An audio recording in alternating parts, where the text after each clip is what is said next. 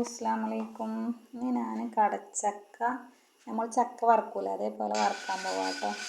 അതിതാ തോലൊക്കെ ചെത്തി വൃത്തിയാക്കിയിട്ട് കഴുകാൻ തോല് കളഞ്ഞ വഴി കഴുകണം കേട്ടോ. അങ്ങോട്ട് പിന്നെ ഒന്ന് തുടച്ച് വൃത്തിയാക്കിയിട്ട് വെള്ളമൊക്കെ കളയുക. ഇതാ ചെറുതാക്കിയിട്ട് കഷ്ണം വെട്ടിയെടുക്കുന്നുണ്ട് കേട്ടോ. അത്യാവശ്യം ചെറുതാക്കാം കേട്ടോ, എന്നാലാണ് മൊരിഞ്ഞ് കിട്ടുള്ളൂ. ഇങ്ങനെ കറുമുറുങ്ങനെ കിട്ടുള്ളൂ കേട്ടോ. ഇതാ ചെറുതാക്കി കഷ്ണം വെട്ടിയിട്ടുണ്ട്. നല്ല ടേസ്റ്റ് ഉണ്ട് കേട്ടോ. നമ്മൾ സാധാ ചക്ക വറുക്കണ അതേ ടേസ്റ്റ് തന്നെയാണ് കടച്ചക്ക വറുത്താലും. അപ്പോൾ ചക്ക കിട്ടാത്ത കാലത്തൊക്കെ കടച്ചക്ക കിട്ടുമല്ലോ, അപ്പോൾ നമുക്ക് ഇതേപോലെ ചെയ്യാം കേട്ടോ. അപ്പോൾ ഞാൻ എണ്ണ അടുപ്പത്ത് വെച്ചിട്ടുണ്ട്.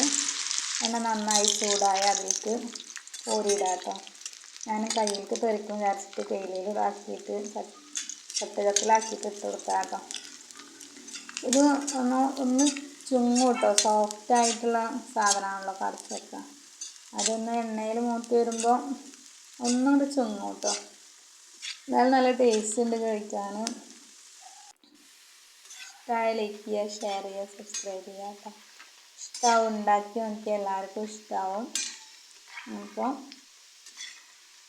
ചെറുതാക്കി കഷ്ണം വെട്ടണം കേട്ടോ. കാരണം നമ്മൾ കറിയൊക്കെ ഉണ്ടാക്കുമ്പോൾ വലിയ കഷ്ണമല്ല ഉണ്ടാവുക.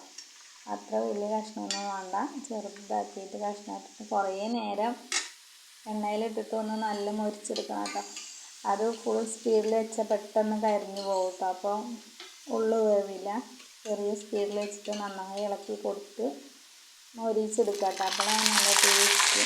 അതിലേക്ക് കുറച്ച് മഞ്ഞൾപ്പൊടി ഇട്ട് ഇളക്കിയ വെള്ളം ഒഴിക്കുന്നുണ്ട് കേട്ടോ. വെള്ളം ഒഴിച്ചിട്ട് പൊടിത്തരച്ചപ്പോൾ ഞാൻ ക്യാമറ ഒന്നും നോക്കിയില്ല, ഓടി. കുഴപ്പമില്ല, എന്നാലും ഉപ്പൊക്കെ പിടിക്കുന്നുണ്ട് കേട്ടോ. അങ്ങനെ ഒഴിക്കുമ്പോൾ മഞ്ഞ കളറും കിട്ടുന്നുണ്ട്. നമ്മൾ കടയിൽ നിന്ന് വാങ്ങുമ്പോൾ ഒരു ചക്കയ്ക്ക് ഉണ്ടാവുമല്ലോ ഒരു മഞ്ഞ കളറ്, അതേ സെയിം കളറൊക്കെ കിട്ടുന്നുണ്ട് കേട്ടോ. ഉണ്ടാക്കാത്തവരൊക്കെ ഒന്ന് ഉണ്ടാക്കിയേക്കും കേട്ടോ. കുട്ടികൾക്കൊക്കെ നല്ല ഇഷ്ടമാവും. സ്കൂളൊക്കെ വിട്ട് വരുമ്പോൾ ചായയുടെ കടിയൊക്കെ കൊടുക്കാനൊക്കെ നല്ലതാട്ടത്. ഇതാ ഫസ്റ്റ് ഇട്ടത് കഴിഞ്ഞു. അപ്പോൾ അതേപോലെ ഉണ്ടാക്കി വെക്കാം കേട്ടോ. കുറച്ച് സമയം ഇട്ടിട്ടൊന്ന് വേവിച്ചെടുക്കണം കേട്ടോ. പെട്ടെന്ന് ഇട്ട് കഴിഞ്ഞിട്ടുണ്ടെങ്കിൽ അതിൻ്റെ ഉള്ളൊന്നും വേവില്ല. പിന്നെ ഒന്ന് ചെറുതാക്കിക്കുകയാണെങ്കിൽ പിന്നെ വേഗം ആയി കിട്ടും കേട്ടോ. ഞാൻ ഉണ്ടാക്കിയ കഷ്ണം കുറച്ച് വലിപ്പം കൂടിപ്പോയി. ലാസ്റ്റിൽ ഞാൻ ചെറിയ കഷ്ണമാക്കിയപ്പോൾ നല്ല വേഗം ആയി കിട്ടും കേട്ടോ.